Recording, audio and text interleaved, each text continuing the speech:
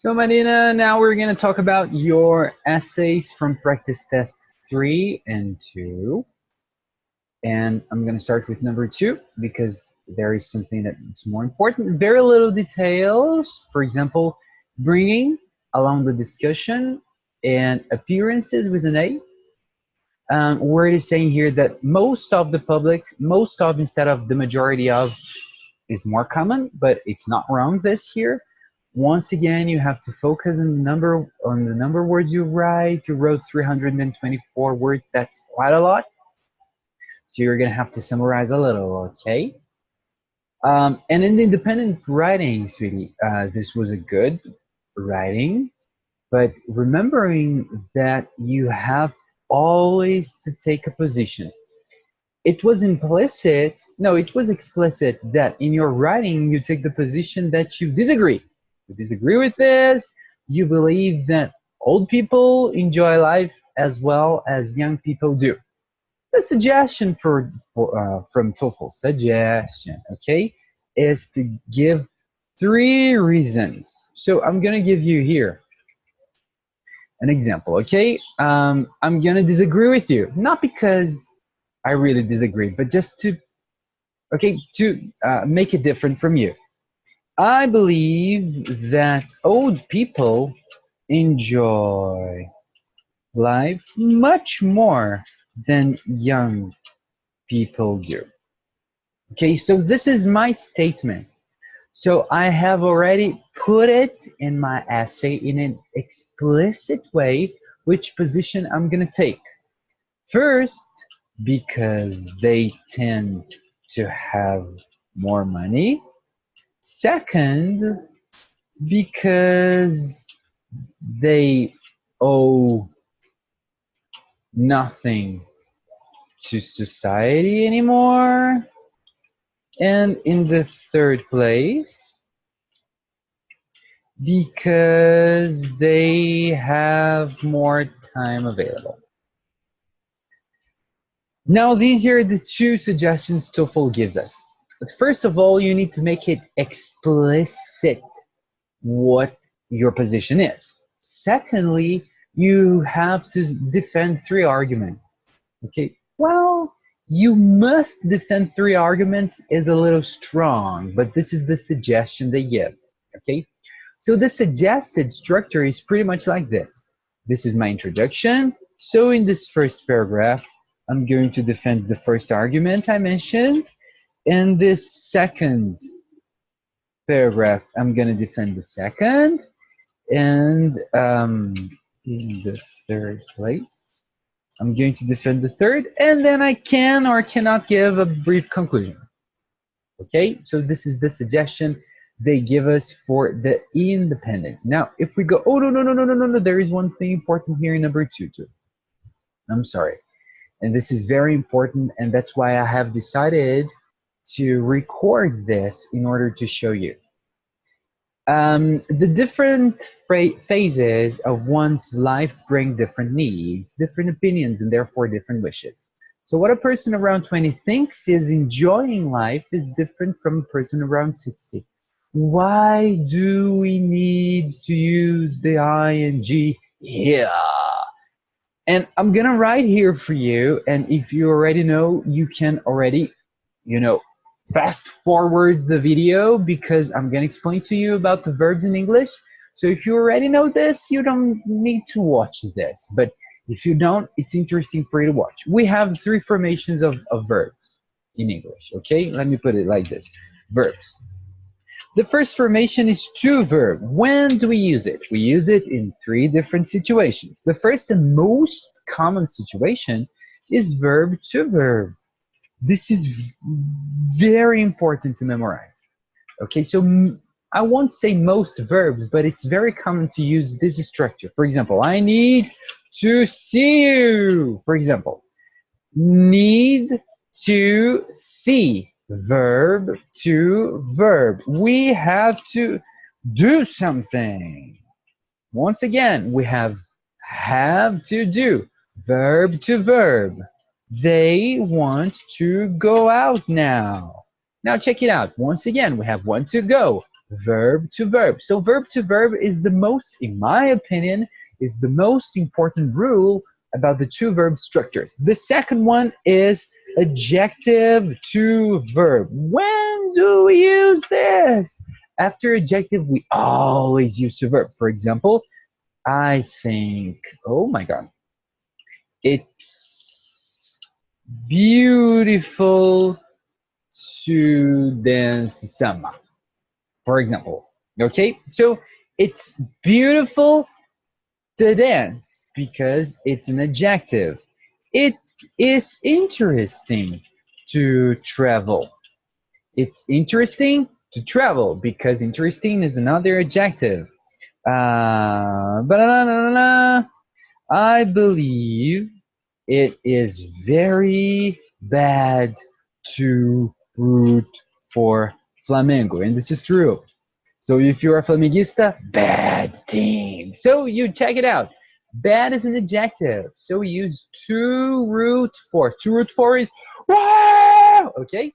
So in this case, we use to root for because bad is an adjective. And the third situation is when we want to give some reasons. Is the same as because. Oh my God. Because. For example, why do you have a dog at home? I have a dog at home to guard it when I travel. So why do you have a dog at home? I have a dog at home to guard it when I travel. So you see that I'm giving a reason for this. Okay? If you ask me, why do you hate Flamengo? No, it's not a good question. Let me think. Why do you have a car? I have a car to get to work faster. So you see that I'm talking about reasons. I'm giving reasons for this. And that's why we use the two verb situation. And now we come to the situation we need to talk about. That is the verb in ing formation. How is the verb in ing formation? The first one we have is verb ing. When do we use it? We use it after some verbs. In fact, after many verbs. For example, after stop, after quit, after, let me think, postpone, fancy, mind. There are avoid, very important. Okay, so we use after some verbs these verb ing formation. For example, I need to avoid eating pizza. Why? Because I love it. And if I eat one, I want to eat 100. So that's why I need to avoid eating. Because in this case, we have an ing formation after avoid. She stopped smoking. So she stopped doing something because stop, after stop, we have to use it in ing. In fact, it is correct to use stop to do something in the case we're talking about reasons. Imagine a woman is running, and then the person, oh my God, I want to smoke so bad. And then the woman stops for the reason because she wants to smoke. So she stopped to smoke. But in this case, we have a reason, okay? We're not talking about the activity she stopped. She stopped running to smoke. So I can just cancel this and say she stopped to smoke. But in this case, it's a reason. If we focus on the activity the person stopped, we need to use ing form. Okay? She postponed going to the gym. That's something everybody does every day. Okay, so going in ing again because we are talking about postpone, and postpone, we need to use ing after that. Secondly is when, this is the most important in my opinion, after prepositions. And I have already checked your essays and I am pretty sure you already know this rule very well. She is interested in living in New York. Okay, so just as you probably already know, because I have already checked your essays and you use this very accurately, uh, as we're talking about interested in, and in is a preposition, we have to use in ing form. So in my opinion, the two verbs, the most important is this, verb to verb. And in my opinion, the verb ing formations after prepositions is the most common, maybe not, but maybe, but definitely in my opinion, the most important. And the second and the third situation is when we use the verb as a noun. And this is a quite complicated situation. Check it out. Swimming is the best activity to relax. Now, why do we use ing in this case? We use ing because we're talking about the act of swimming. And so swimming here is an activity. It's a noun, okay? It's a noun, and that's why we use this in ing.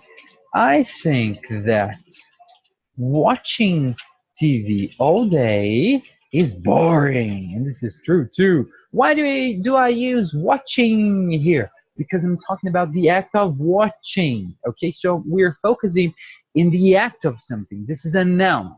Okay, great. Now let's go back to your essay. So what a young person around 20 thinks is enjoying life is the act of enjoying life is different from a person around 60. So in this case, we're talking about a noun.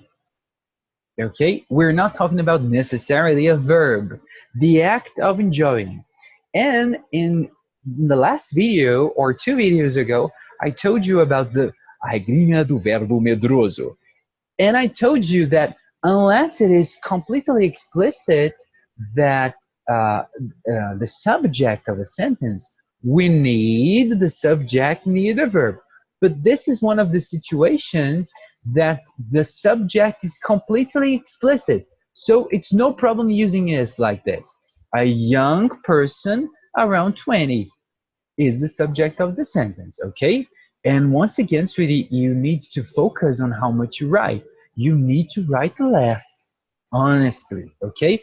It's very good to see how much you write because it shows me clearly that you are not going to have any trouble when you write on TOEFL, but it's necessary for you to write less because that's too much, and TOEFL is going to take away some points from you, points that you don't have to lose anyway. In this, oh, where's the integrated? This is the Rembrandt. Okay, perfect. Everything's very good. We just have two details. First one, light colored. Why light colored? We need a hyphen. We need a hyphen because this is what we call a compound adjective. In Portuguese, we would call it locução adjetiva. So compound adjectives in English, we need a hyphen to use them, okay? And the second one here, the comma. Never forget the comma. Okay? Great. Any independent writing, excellent. Very, very, very good. I think I didn't correct anything from it. I think it's completely perfect. Excellent. So I'm going to correct the last two, and I'll be back to you in a while. Just hang on a second.